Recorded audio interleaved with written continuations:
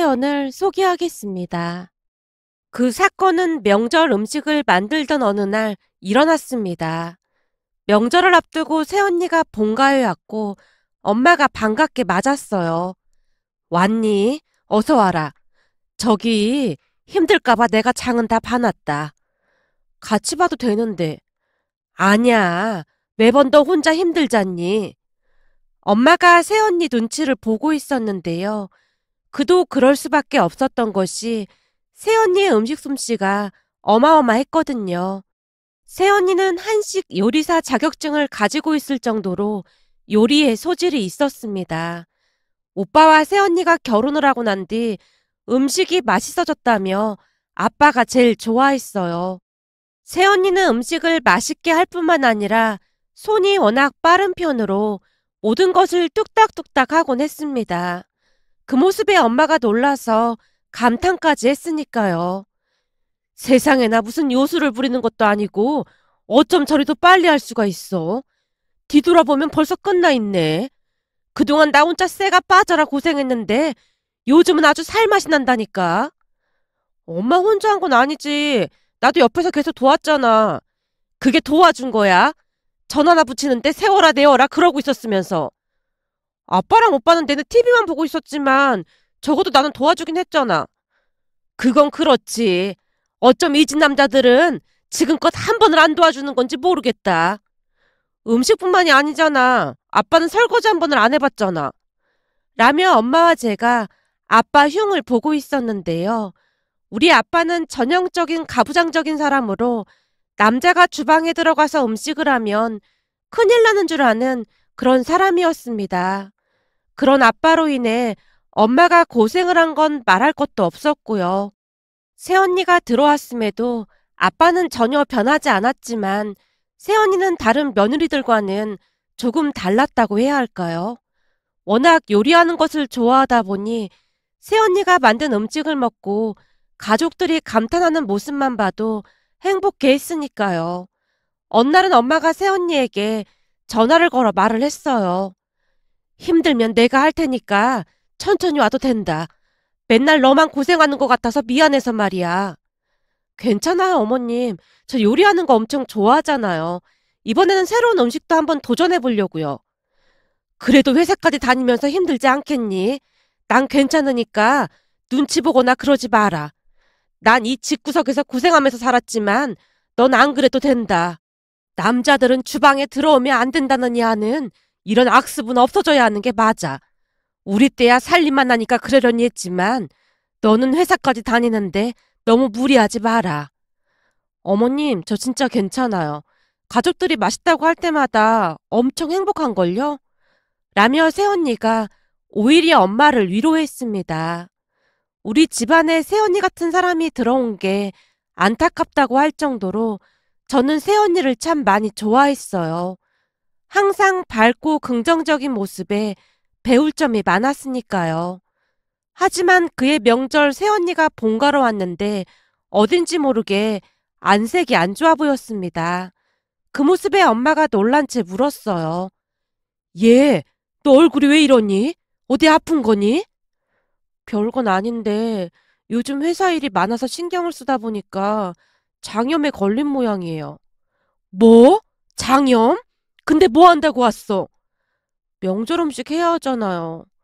얘가 큰일 날 소리 하고 있네. 지금 네 몸이 중요하지. 이까지 명절 음식이 뭐가 중요해? 넌 네 처가 이 모양인데 여기가 어디라고 데리고 와. 네가 그러고도 남편이야?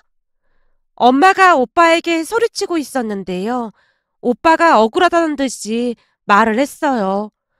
그렇잖아도 나도 그냥 집에 있자고 했는데 이 사람이 안 가면 엄마 혼자 음식할 거라고 하면서 굳이 온다고 하잖아. 아무리 그래도 그렇지 아픈 사람을 데리고 오면 어떡해.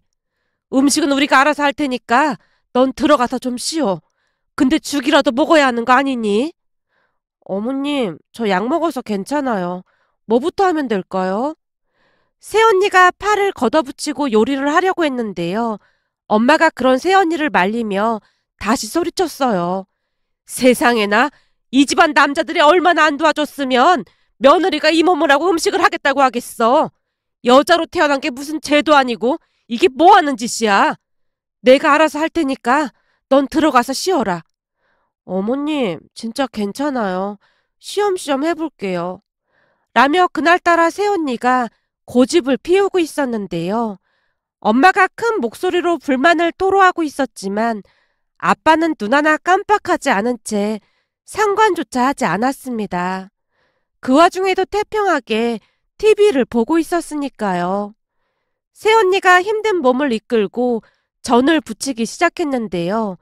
아무래도 얼굴이 너무나 안 좋아 보였기에 제가 새언니를 다시 말렸어요.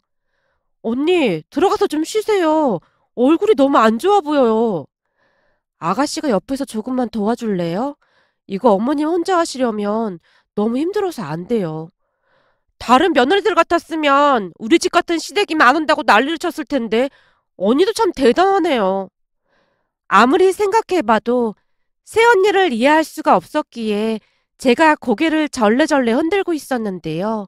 오빠가 미안한 표정으로 쭈뼛쭈뼛 새언니 옆으로 오더니 조용히 말했어요.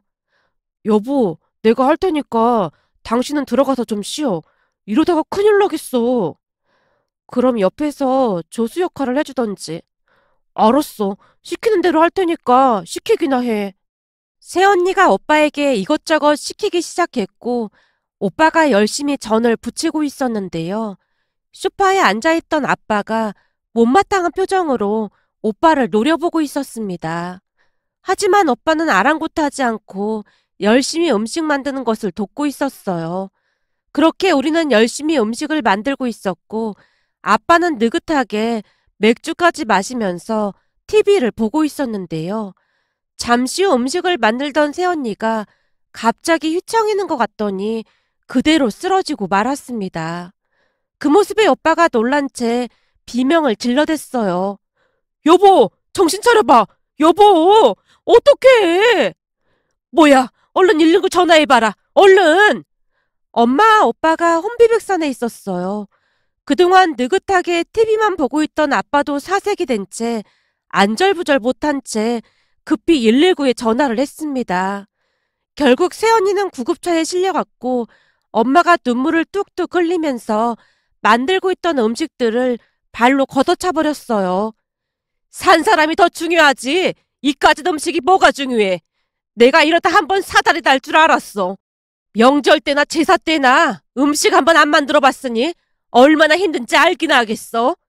저러다 며느리 잘못되면 어쩔 거야. 어쩔 거냐고. 병원으로 가는 내내 엄마가 아빠를 몰아붙이고 있었는데요. 저는 그날 처음으로 겁에 잔뜩 질린 아빠의 얼굴을 본 것 같았어요. 병원에서 의사가 말하길 장염의 스트레스로 탈진한 것 같다고 하면서 충분한 휴식을 취하면 좋아질 거라고 했습니다. 잠시 후 사돈어르신 두 분이 병원으로 뛰어오셨는데요. 아마도 오빠가 연락을 했던 모양이었어요. 안사돈 어르신이 혼비백산한 채 눈물만 흘리고 있었기에 아빠의 얼굴이 더욱 말이 아니었습니다. 마치 대역죄를 진 듯한 그런 표정이었다고 해야 할까요? 아빠가 안절부절 못한 채 어쩔 줄을 몰라 하고 있자 바깥 사돈 어르신이 조용히 말을 꺼냈어요. 며칠 전부터 몸이 안 좋다고 하길래 웬만하면 집에서 쉬라고 그렇게 말렸는데 사부인 혼자 음식을 해야 한다고 굳이 가더니 사달이 났네요. 죄송합니다. 뭐라 드릴 말씀이 없습니다. 아프면 쉴 것이지 왜 저렇게 고집을 피우는 건지 답답하네요. 바깥 사돈 어르신의 말에 아빠가 전곡을 찔린 채 안절부절 못하고 있었습니다. 아빠의 얼굴이 새하얗게 질려 있었거든요. 결국 그날 새언니는 병원에서 링거를 맞고 집으로 돌아갔고 우리끼리 음식을 만들기 시작했는데요. 가장 놀라운 일은 아빠가 처음으로 음식을 만들기 시작했습니다. 쭈뼛쭈뼛 주방으로 들어온 아빠가 뭐 할 일이 없나 이리저리 두리번거리다가는 주방 한켠에 자리를 잡고 음식을 만들었거든요. 아마도 바깥 사돈 어르신에게 전곡을 찔린 뒤 반성을 하는 듯 해 보였어요. 하지만 그동안 새언니가 워낙 음식을 잘했던지라 모든 것이 엉망이 되었습니다. 무엇보다도 새언니가 만든 맛을 따라갈 수조차 없었기에 그냥 흉내만 냈다고 해야 하는 게 맞을 것 같네요. 음식 맛을 보던 엄마가 고개를 갸우뚱거리며 말을 했거든요. 아니, 이 맛이 아닌데 이상하다. 내 입맛이 이상한 건가? 당신이 한번 맛 좀 봐봐. 엄마의 말에 아빠가 맛을 보다가는 양미간을 잔뜩 찌푸렸어요. 어휴, 소태네 소태야. 짜서 못 먹겠어. 아니, 음식한 세월이 얼마인데 이 모양이야. 지금 정신이 하나도 없는데 내가 안 그러게 생겼어. 이 와중에 음식하고 있는 게 신기한 거지. 그러는 당신이 해보던지. 맨날 TV만 보고 있었으면서 그런 말이 나와. 당신이 좀 도와줬으면 며느리도 그 지경까지 안 됐을 거 아니야. 뭐? 그럼 며느리가 쓰러진 게 나 때문이다 그 말이야? 내가 혼자 음식할까봐 며느리가 얼마나 걱정이 됐으면 그 몸을 이끌고 음식하러 왔겠어. 착한 며느리니까 그동안 그렇게 한 거지. 다른 집 며느리들 같았으면 어림도 없었어. 내가 오늘 사돈 양반 두 분 보는데 창피해서 얼굴을 못 들겠더라니까. 그리고 음식 만드는 게 어디 쉬운 줄 알아?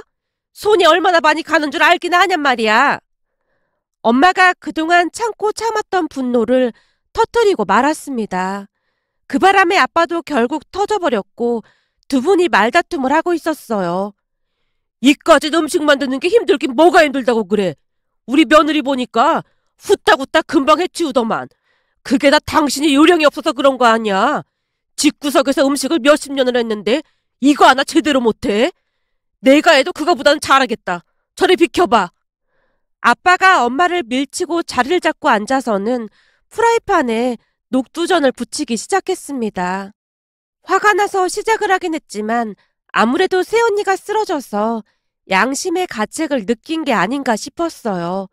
암튼 프라이팬에 녹두전 반죽을 올리고 부치고 있었는데요. 그 모습에 엄마가 놀란 표정으로 뒤집개를 주면서 말했어요. 세상 오래 살고 볼 일이네. 당신이 음식하는 걸 다 보고 말이야. 자, 뒤집개 여기 있으니까 한번 열심히 해보라고. 녹두전 하나 부치는데 그까지 뒤집개가 뭐가 필요하다고 그래? 내가 며느리 하는 거 보니까 후라이팬을 이렇게 몇 번 앞뒤로 흔들흔들 하더니만 번쩍 들어서 뒤집던데 당신은 요리를 몇십 년 해놓고는 이런 거 하나 제대로 못해? 암튼 한심하다니까. 저리 비켜봐. 내가 한 번에 뒤집을라니까. 아빠가 프라이팬을 들고 흔들고 있었는데요. 엄마가 경기를 하며 외쳤어요. 하지마. 그게 쉬운 줄 알아? 그런 고급 기술은 나도 하기 힘들어. 이까짓 게 뭐가 힘들다고 호들갑이야. 다 요령으로 하는 건데. 아빠가 엄마를 한껏 비웃으며 순식간에 프라이팬을 힘껏 들어 올렸는데요. 그 뒤 기가 막힌 일이 일어났습니다. 녹두전이 허공을 가르고 날아가더니 엄마 머리 정수리에 나비처럼 사뿐히 내려앉았어요. 아, 뜨거! 당신 지금 제정신이야? 뭐 하는 짓이야? 아니, 이게 왜 날아가지? 내가 힘 조절을 잘못했나? 며느리가 하는 거 보니까 그냥 힘도 안 들이고 하던데. 머리 기름 떡진 거 이거 어떻게 할 거야? 그러게 내가 하지 말라고 몇 번이나 말했지. 하루 종일 쭈그리고 앉아서 전 부치는 게 어디 쉬운 일인 줄 알아? 바닥에 떨어진 이 기름은 다 어떡할 거냐고. 이러니까 박하사돈 양반이 그런 소리를 하지. 당신 말이야. 그 말을 그냥 허투루 들으면 안 되는 거야. 알기나 해? 바닥에 널브러진 녹두전을 보며 부하가 치밀어 오른 엄마가 아빠를 몰아붙이고 있었고 박하사돈 어르신 이야기까지 나오자 아빠가 주눅이 든 채 다시 입을 다무는 모습이었습니다. 그 뒤에는 엄마가 아주 대놓고 아빠에게 이것저것들을 시키기 시작했습니다. 그 바람에 아빠는 잠시도 쉬지 않고 우리와 함께 음식을 만들어야만 했어요. 저는 다 부쳤으니까 이제 좀 쉬어도 되지. 지금 일이 산더미 같은데 쉬긴 어딜 쉬어. 나물도 부쳐야 하고 갈비찜도 해야 하는구만. 아니, 해도 일이 끝이 없네. 쓸데없는 소리 하지 말고 가서 설거지나 좀 해. 지금 다들 바쁜 거 안 보여? 그동안 내내 놀면서 받아먹기만 할 때는 몰랐지. 이 명절 한번 지내는 게 어디 보통 힘든 일인 줄 알아? 엄마의 말에 아빠가 고무장갑을 낀 채 설거지를 하고 있었습니다. 아마도 그날 고무장갑을 처음 껴본 게 아닌가 싶을 정도였는데요. 새언니로 인해 우리 집도 변화의 바람이 불어오고 있었다고 해야 할까요? 예전 같았으면 엄마가 아빠에게 설거지를 하라는 말도 못 꺼냈을 테고 아빠 또한 어디 남자가 설거지를 하냐고 윽박을 질러댔을 테니까요. 암튼 새언니가 쓰러진 그날부터 아빠가 변해가고 있었습니다. 그날 내내 명절 음식을 만든 아빠가 지쳐 쓰러져 소파에 잠이 든 채 흔들어 깨워도 일어나질 않았거든요. 그 뒤 아빠는 음식하는 것에 대해 함부로 말하지 않았습니다. 음식에 간이 좀 안 맞아도 잔소리 한번 하지 않고 참는 모습이었어요. 어느 날은 엄마가 새언니에게 감사 인사까지 했습니다. 네가 구급차에 실려간 마당에 내가 이런 말 하면 안 되는 건 잘 알지만 그날 이후 네 시아버지가 충격을 받긴 받은 모양이야. 완전 다른 사람이 됐지 뭐니. 정말요? 하긴 요즘 아버님이 설거지도 하시더라고요. 그래, 요리는 잘 못하니까 설거지라도 도와주겠다고 아주 열심히 잤니. 그동안은 남자는 절대 주방에 들어가면 안 된다던 양반이 많이 바뀌긴 했어. 이걸 전화위복이라고 해야 하나? 아마도 이제부터는 음식 만들 때 누워서 띵가띵가 TV만 보고 그러진 않을 거다. 어머님도 이제는 좀 편해지셨으면 좋겠어요. 어머님 혼자 바빠서 그러는 거 볼 때마다 마음이 안 좋았거든요. 그럼 그때 제가 쓰러지길 잘한 건가요? 다시는 그런 말 하지도 마라. 내가 그날 놀란 거 생각하면 지금도 심장이 떨려. 암튼 너한테는 항상 고맙구나. 라며 엄마가 논시울을 불켰습니다. 그렇게 시간이 지나 다음 명절이 다가왔고 새언니가 본가에 왔는데요. 아빠가 앞치마까지 두르고는 새언니를 기다리고 있었습니다. 왔니? 내가 장비 세팅은 다 해놨다. 넌 그냥 지시만 내려. 아버님, 안 그러셔도 돼요. 아니야. 내가 이 요리를 해보니까 말이야. 이게 보통 힘든 일이 아니야. 이제부턴 나도 열심히 도울 생각이다. 그래야 늙어서 구박 안 받지. 그러니까 너도 너무 무리하지 마라. 뭐 시킬 일 있으면 나한테 다 시켜. 내가 한번 해봐서 이젠 좀 손에 익었다. 아빠가 바쁘게 여기저기 다니면서 음식하는 것을 거들고 있었습니다. 그러던 중 새언니가 녹두전을 부치다가는 후라이팬을 들어서 멋지게 뒤집고 있었는데요.